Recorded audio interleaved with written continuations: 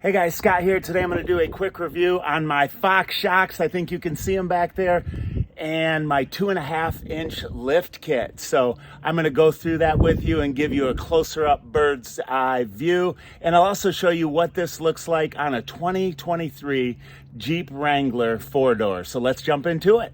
All right, those are my Fox shocks right there, and I have the 2.5-inch lift kit. And the reason I went with a 2.5-inch lift kit, 35-inch tires, 20-inch wheels for my 2023 Jeep Wrangler 4-door is because the warranty would allow a 2.5-inch lift. So I'm going to show you the rear shock in place right there, and just to give you a good idea of what it would look like if you're thinking of lifting your Jeep Wrangler 4-door, that's what it's gonna look like right there.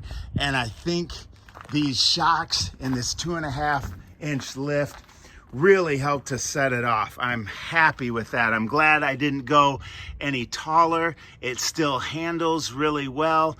And man, just really happy with the overall look. And here it is once again at another angle with those Fox shocks and that lift.